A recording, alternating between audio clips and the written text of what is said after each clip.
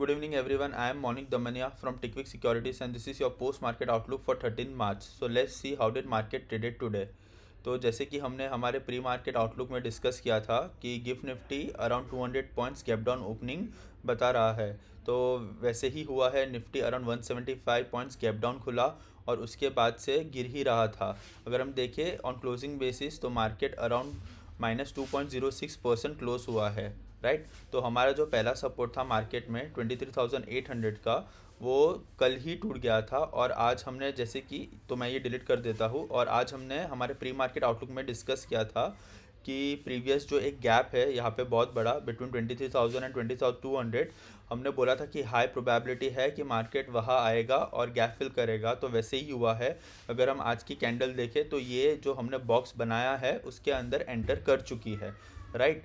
और अगर हम देखें तो आज का जो मार्केट का फॉल था वो वर्स्ट परफॉर्मिंग फॉल था। तो मैं ये ऐसा क्यों बोल रहा हूँ तो आप समझिए, 2026 का वर्स्ट फॉल था ये, ऑन क्लोजिंग बेसिस की मैं बात कर रहा हूँ। राइट।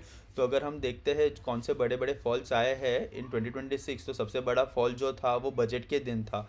बट बजट के दिन का अगर हम क्लोज देखते हैं तो वो -1.96% ही सिर्फ था। राइट। उसके बाद अगर हम दूसरा बड़ा फॉल देखते हैं तो इसराइल यूक्रेन का जब वॉर हुआ था सैटरडे को, तब 28 फरवरी था, मार्केट बंद था। पर जब मार्केट मंडे को खुला 2 मार्च को, तो 2 मार्च की कैंडल मैं आपको बता देता हूँ, ये था। तो उस दिन भी बड़ा फॉल आया था बट मार्केट रिकवर हुआ। और तब उस दिन की क्लोजिंग थी -1.24%। बट अगर हम आज की क्लोजिंग देखें तो आज की क्लोजिंग है -2.04%। तो ये जो क्लोजिंग है वो 2026 की सबसे वर्स्ट क्लोजिंग आई है निफ्टी की, जबकि आज मार्केट 2% गिरा है।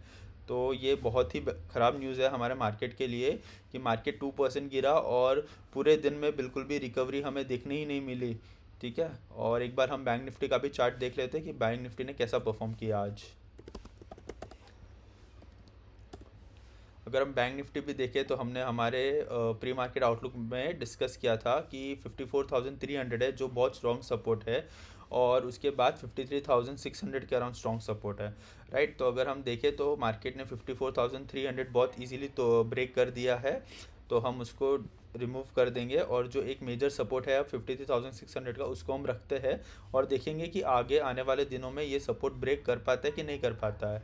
और हम देखिए आज तो बैंक निफ्टी ने भी -2.44% क्लोज हुआ है, जो कि one of the worst performing था। बट इससे पहले भी बैंक निफ्टी 3% गिर चुका है।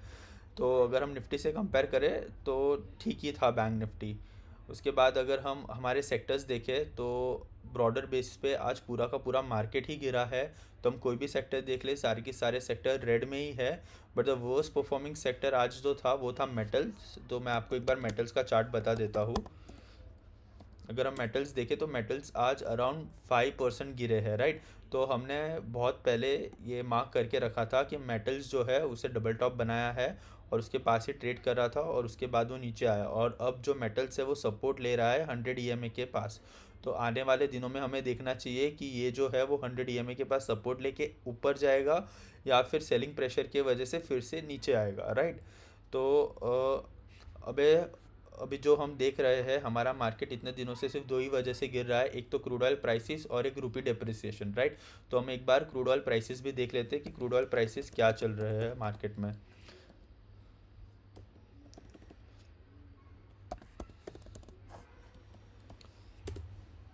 ओके। तो क्रूड ऑयल प्राइसेस जब सुबह हमारा मार्केट ओपन हुआ था तब क्रूड ऑयल प्राइसेस ऊपर थे, पर अभी फ़िलहाल मार्केट क्लोज होने के बाद वो नेगेटिव में ट्रेड कर रहे -2%। हमने सुबह देखा था जो जो ब्रेंट क्रूड था वो अराउंड $100 के ऊपर था, और अभी जो है वो ठीक है, अभी रुपीस टर्म में हम देख रहे हैं तो ये थोड़ा गिर चुका है अराउंड 2%।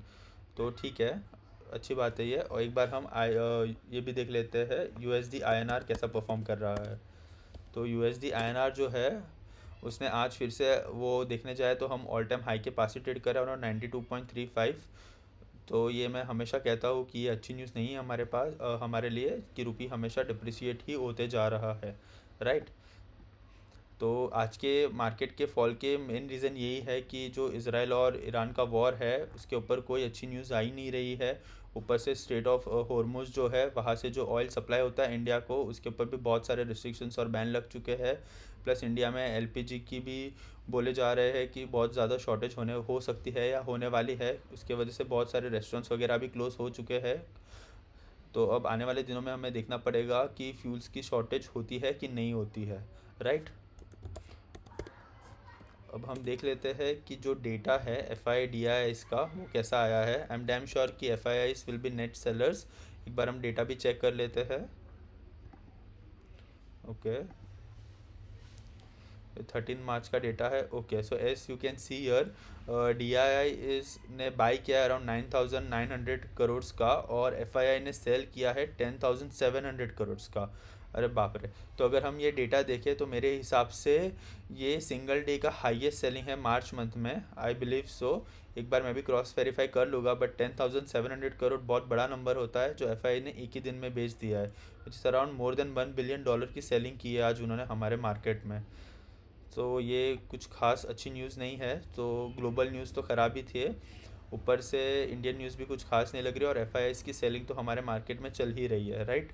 और अगर हम देखें तो यूएस मार्केट के जो फ्यूचर्स है वो अभी के लिए पॉजिटिव ट्रेड कर रहे हैं अराउंड 0.5%। तो आज उनका मार्केट खुलने के बाद हम देखते हैं कि वो कैसा परफॉर्म करते हैं, राइट। तो आने वाले कल की वीडियो में हम वीकली अपडेट लेंगे कि क्या हुआ था मार्केट में और आने वाले वीक में क्या हो सकता है। हम प्रोबेबिलिटीज़ देख लेंगे और एक बार लेवल्स भी देख लेंगे, right. Thank you for watching.